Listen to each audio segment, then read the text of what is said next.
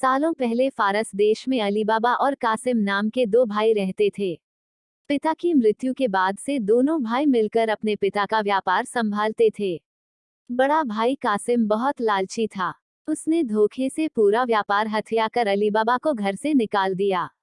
इसके बाद अली बाबा किसी बस्ती में जाकर अपनी पत्नी के साथ झोपड़ी में गरीबी की जिंदगी व्यतीत करने लगा। वह रोजाना जंगल जाकर लकड़ियां काट कर लाता और बाजार में उन्हें बेचकर जैसे कैसे घर का गुजारा चलाता था। एक दिन अली बाबा ने जंगल में लकड़ी काटते समय 40 घुड़सवार को वहां आते हुए देखा। सभी घुड़सवार के पास धन की पोटली और खंजर थे।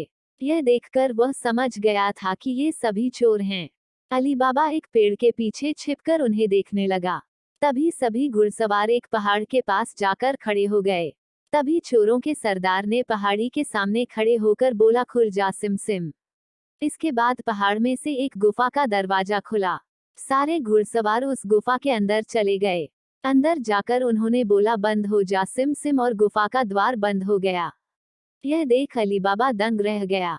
कुछ देर बाद वो दरवाजा फिर से खुला और उसमें से वो सभी घुड़सवार निकले और वहां से रवाना हो गए। अली बाबा यह जानने को बेताब हो गया कि आखिर इस गुफा में क्या है और वो सब यहाँ क्या कर रहे थे। इसके बाद उसने गुफा में जाने का फैसला किया।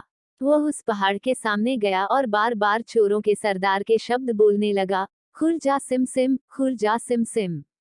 गुफा का दरवाजा खुल गया। अली बाबा गुफा के अंदर गया और उसने देखा कि वहां सोने की गिन्नियां, अशफियां, गहने आदि रखे थे। चारों तरफ खजाना ही खजाना था। यह सब देखकर उसकी खुशी का ठिकाना नहीं था। उसे मालूम हो गया था कि वो चोर सारा चोरी का सामान यहाँ आकर छुपाते हैं।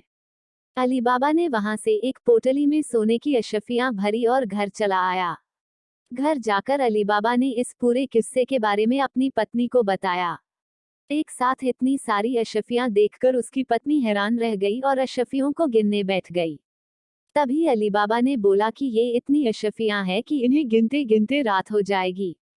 मैं गड्ढा खोदकर इन्हें छुपा देता हूँ, जिससे किसी को भी हम पर शक न हो। अली बाबा की पत्नी बोली, मैं इनकी गिनती नहीं कर सकती हूँ, लेकिन अंदाजे के लिए इन्हें तोल तो सकती हूँ। अली बाबी की पत्नी भागती हुई कासिम के घर गई और उसकी पत्नी से गेहूं को तोलने के लिए तराजू मांगने लगी। यह देखकर कासिम की पत्नी को उस पर शक हुआ। उसने सोचा कि इन गरीब लोगों के पास अचानक उनके पास इतना अनाज कैसे आया। वो अंदर गई और तराजू के नीचे गोंद लगाकर लाई और उसे दे दिया। रात को अली बाबा की बीवी ने सारी अशफियों को तोला और तड़के सुबह उनका तराजू लौटा आई। कासिम की पत्नी ने तराजू को उल्टा करके देखा तो उस पर सोने की एक अशर्फी चिपकी हुई थी। उसने यह बात अपने पति को बताई। कासिम और उसकी पत्नी यह जानकर जल भुन गए। दोनों को रात भर नींद नहीं आई। सुबह होते ही कासिम अली बाबा के घर गया और उससे धन का स्रोत पूछने लगा। यह सुनकर अली बाबा ने कहा, आपको कोई गलतफहमी हुई है। मैं तो एक मामूली लकड़हारा हूँ। कासिम ने बोला कि तुम्हारी बीवी कल हमारे घर से अशफियों को तोलने के लिए तराजू लेकर गई थी। ये देखो, ये अशर्फी तराजू पर चिपकी मिली है। सब सच बताओ, नहीं तो मैं सबको बता दूंगा कि तुमने चोरी की है। यह सुनकर अली बाबा ने सच सच सारी कहानी बता दी। कासिम के मन में लालच आ गया। उसने खजाना हथियाने का प्लान बनाया और अगले दिन गुफा पहुंच गया। वो अपने साथ एक गधा भी लेकर गया ताकि वो उस पर खजाना लाद कर ला सके। गुफा के सामने पहुंचकर उसने अली बाबा ने जैसे बताया था वैसे ही किया। उसके खुर्जा सिम सिम बोलते ही गुफा का दरवाजा खुल गया। अंदर पहुंचकर चारों तरफ खजाना देखकर वह भौचक्का रह गया। उसने बोरियों में सोने की सिक्के भरे और बाहर निकलते समय क्या बोलना है वही भूल गया। गुफा से बाहर निकलने के कासिम ने तमाम प्रयास किए, लेकिन कोई रास्ता ना निकला। वह गुफा के अंदर कैद हो जाता है। कुछ देर बाद जब चोरों का गिरोह वहां पहुंचा तो उन्होंने देखा कि बाहर एक गधा बंधा है।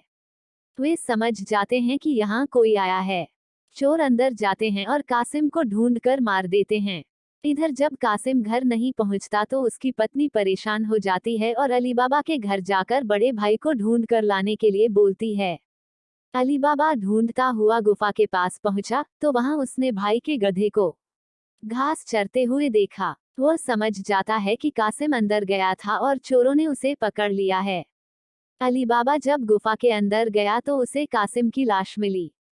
अली बाबा लाश को घर लाता है और बिना किसी को बताए प्राकृतिक मौत घोषित करके उसका अंतिम संस्कार कर देता है। कासिम की पत्नी के कहने पर अली बाबा और उसकी पत्नी कासिम का व्यापार संभालने लगते हैं और उसके साथ रहने लगते हैं। वहीं जब चोर गुफा में आते हैं और कासिम की लाश नहीं देखते तो समझ जाते हैं कि खजाने का राज किसी और को भी पता है। वह गांव में जाकर पता लगाते हैं कि कुछ दिनों में किसके घर में मौत हुई है। चोरों को अली बाबा का घर मिल जाता है।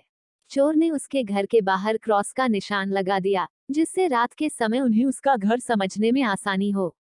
वहीं अली बाबा ने जब अपने घर के बाहर क्रॉस का निशान देखा तो वह समझ गया कि चोरों ने घर का पता लगा लिया है। उसने वैसा ही निशान सबके घर के बाहर लगा दिया। रात में जब चोर आए तो सबके घर पर वैसा निशान बना देखकर दुविधा में पड़ गए और वापस चले गए।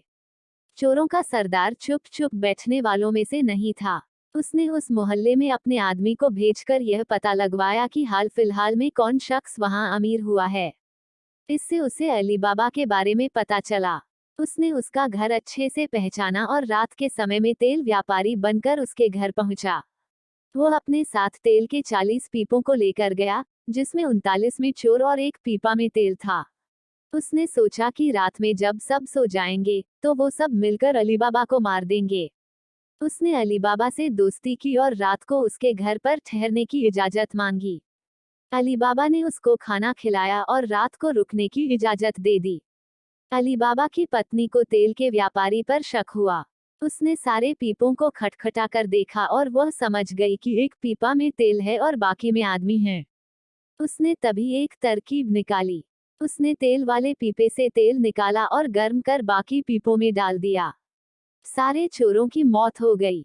रात में जब सरदार ने चोरों को निकलने का इशारा किया तो एक भी चोर बाहर नहीं निकला। उसने पीपों को खोल कर देखा तो सभी चोर मर चुके थे।